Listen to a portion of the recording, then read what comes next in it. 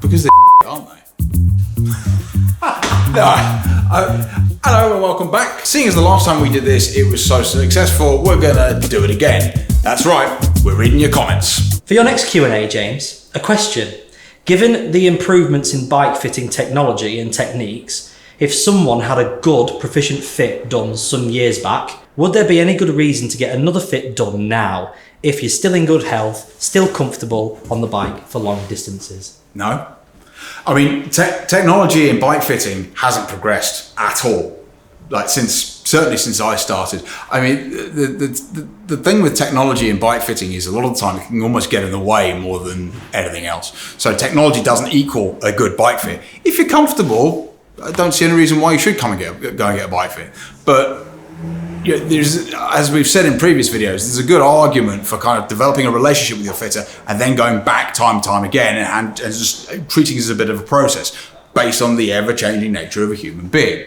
But thanks for your comment. No, I think you're fine. Question for James. Like many cyclists, I have more than one bike. I'm reasonably happy with the fit on my road and gravel bike, but are there any particular considerations for setting up the riding position on a cross-country mountain bike? Mountain bikers tend to have less problems, we suspect as a result of the bottom bracket being wider, but also due to the slightly less prone nature of a mountain bike. Mind you, cross-country bikes can be quite aggressive. I have done some bike fits on cross-country racing bikes. Stay tuned, we'll do a bike fit on a mountain bike. Anybody watching this, if you want to do a bike fit on your mountain bike, get in touch and we'll get it sorted. Hey James, I love the new channel. Thanks. Here's a question about increasing Q factor. This is from the Stance is Everything stance video. What about adapters that extend the pedal axle by 16 or 20 mil? Are they available and are available cheaply from AliExpress? Right, don't use those, they're dangerous. So they have a very high failure rate, which is why you don't see us promoting or using them. I don't really, well, I mean, I suspect it's because they're poor material quality, but we don't sell, use, nor condone the use of them because most of them have been recalled. So I wouldn't recommend using those at all. You will die. Furthermore, if you're extending an axle on a pedal that wasn't designed for it, mechanically you're extending the load beyond where that load was intended. So you're likely to wear the bearings out and your pedals more quickly. This is from Mr. Nekino. Nice name, I like that. What is the reason that you don't recommend Speedplay pedals? They offer two different extended spindle lengths, 53 base and 58 and 65 mil. And anybody can replace the spindles with aftermarket ones, which offer even more length. Don't get me wrong, I've had my fair share of issues with Speedplay, but their Q factor options are the best as far as I know. Because aren't they? No, I agree. I think the adjustment options available for Speedplay are second to none. There are other options available, certainly in the same iterations you can get with Speedplay. My greater issue with Speedplay is the cost associated with it, how durable it is or isn't, and you know, things like the cost of the cleats are £75, which is 3 times the price of like a conventional plastic cleat that you'd see from a Look or a Shimano pedal. And many would say, oh yeah, but they last 3 times longer. Well, I'm telling you they don't. In some cases, the Speedplay cleat will actually wear out faster than something like a Shimano. The C-spring, which is the retaining spring that retains the cleat in the pedal, wears at an alarming rate. We reckon it's around 2,000, 3,000 miles. So, and what that means is that they develop rock. So the pedal actually rocks, so the cleat actually rocks on the pedal. And we've had a number of instances where we've taken a rider with foot pain or knee pain or saddle issues off the Speedplay system, moved them to a different system, and problems have disappeared. So that's basically why I don't use them. I don't like them. And I'm not saying don't use them, but certainly with bigger riders in mind, particularly heavier riders, more powerful riders, I would look for systems that offer a greater degree of support and stability. I'm planning to upgrade my pedals to a clipless system, probably a pair of Look road pedals soon. When I bought my bike, I had a bike fit with flat pedals and sneakers. When I switch the pedals and shoes, should I lower my saddle height? Also, when I lower my saddle, will I have to change the seat position forward or back? If you go from trainers to a clipless pedal system, yes is the answer. You will have to lower it. I mean, because sneaker soles are very, very thick. They're like 20 mil thick. So that means that your foot is going to sit 20 mil higher in relation to the pedal axle. So yes, you're probably going to have to lower the saddle height if you move to a clipless system. As far as your fore aft is concerned, I mean, no, probably not. I can't really see a correlation between changing the shoes and having to change your fore aft in the saddle. So no, I would say try and keep it simple. Change one parameter at a time. Change the pedals, and take that into consideration when you're lowering the saddle height, and then see how you get on from there. On the subject of flat pedals, what do you say about flat pedals? I say they have a fantastic application in children's bikes. Very funny, very funny, very funny. Now, I mean, the only time I can see a reason for flat pedals is mountain biking, dirt jumping. There are certain mountain bikers, some mountain bikers that prefer a flat pedal. I personally don't. Mountain biking, I like to clip in. The problem with a flat pedal is that it gives the rider. So the best thing is probably the worst thing, is that it gives the rider autonomy to put their foot wherever they want. Now, what that means is that usually riders who ride flat pedals can potentially not have as many foot problems, because the stance issues go out the window because they can sit on the outside of the pedal, for example. However, you can't be optimal about saddle height because the foot moves around on the pedal.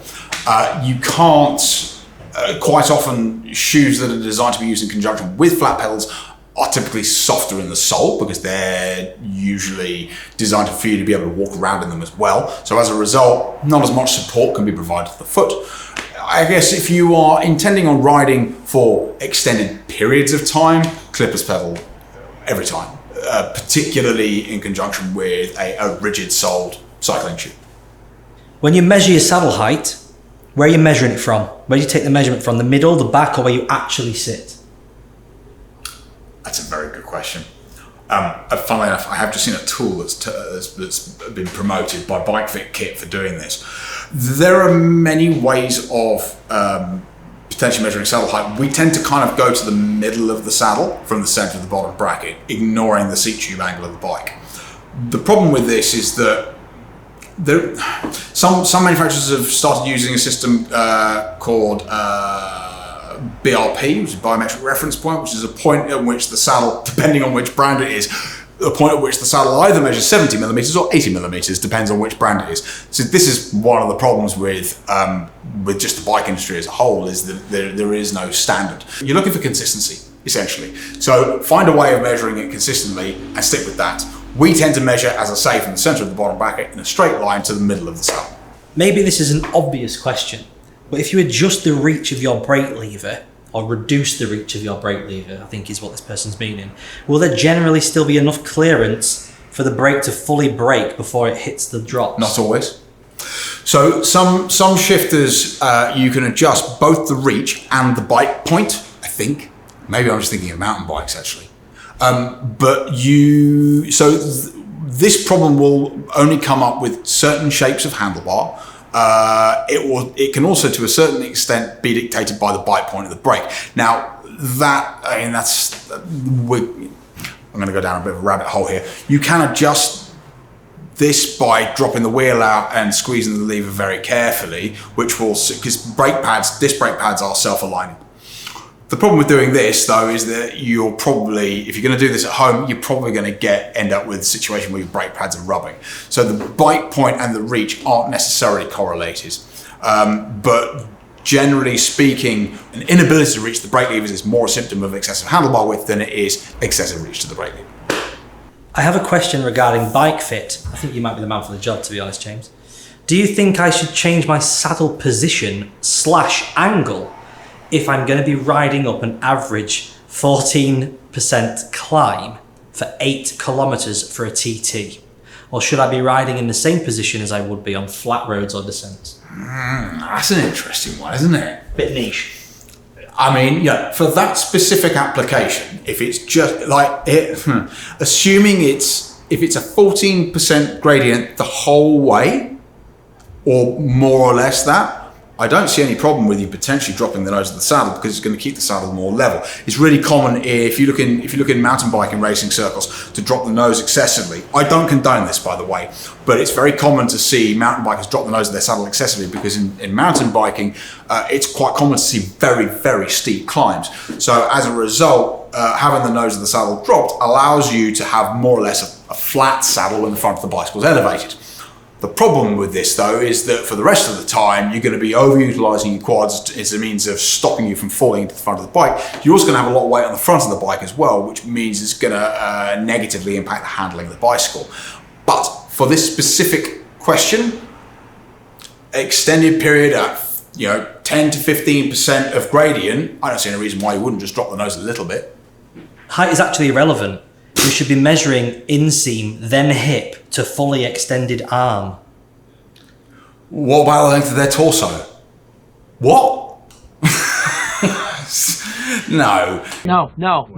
No. Respectfully, Toby, no. No, you have to take into consideration the human being as a whole. They're not just comprised of an inseam and an extended arm, are they?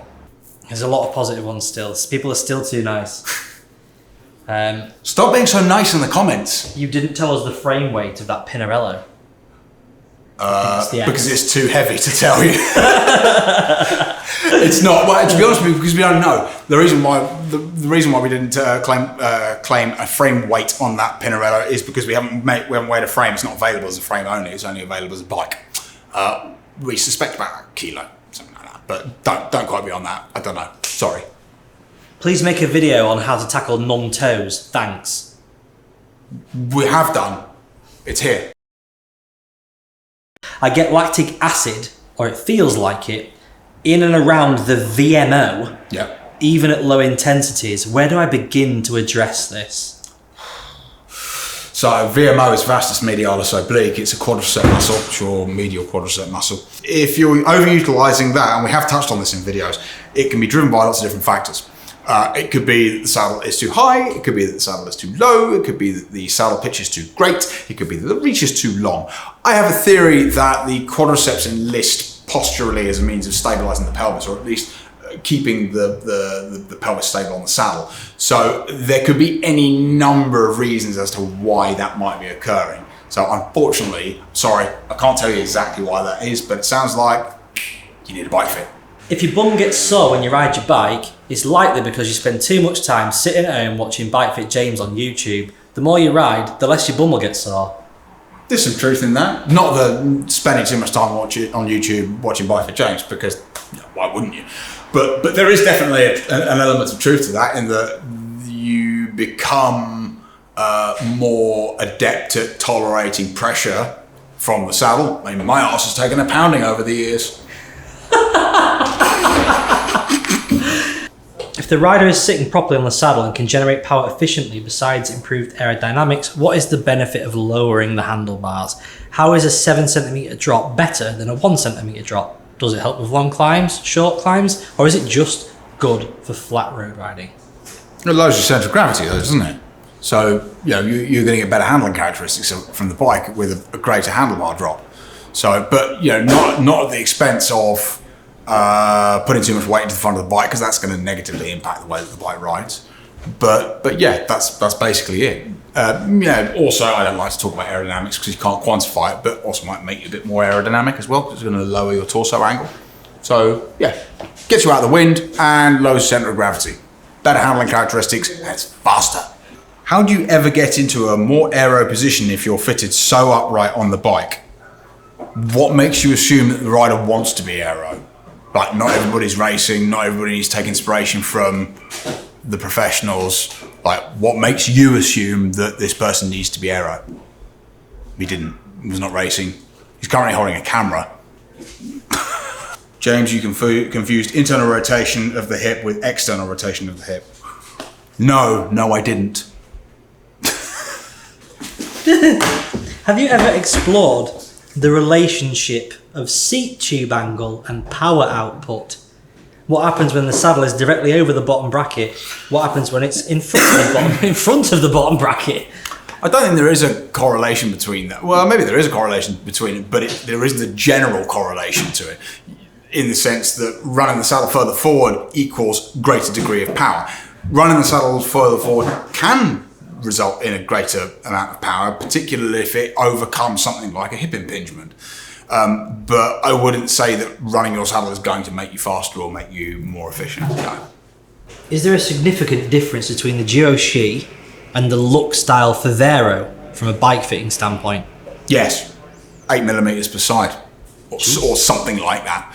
The Duoi is an axle replacement system that replaces the axle of a Shimano pedal system, and it increases the stance by about 15mm, whereas the Fado is like 3 or 4mm increase in stance. So it's a big difference in stance. We use the Duoi a lot as a means of dramatically increasing rider stance. So as a result, it's one of our best-selling pedal systems. In fact, power meters. In fact, it's probably our best-selling power meter. Regarding the point about if in doubt, size down, does that also apply to endurance bikes? I said in that video that it was a dangerous recommendation, or potentially dangerous recommendation, because people take things quite literally, and generally speaking, endurance bikes come up smaller anyway, but it depends on the bike. Like, you can't generalize with this stuff. But yes, actually, if I had to say generally, I would say generally bikes across all spectrums and shapes are recommended to size too large. Thank you for watching. Please don't forget to like, definitely comment, subscribe if you haven't already, and remember, if you want to book a bike fit with me or any of the fitters here at Bicycle, have a look in the description below for a link. See you next time.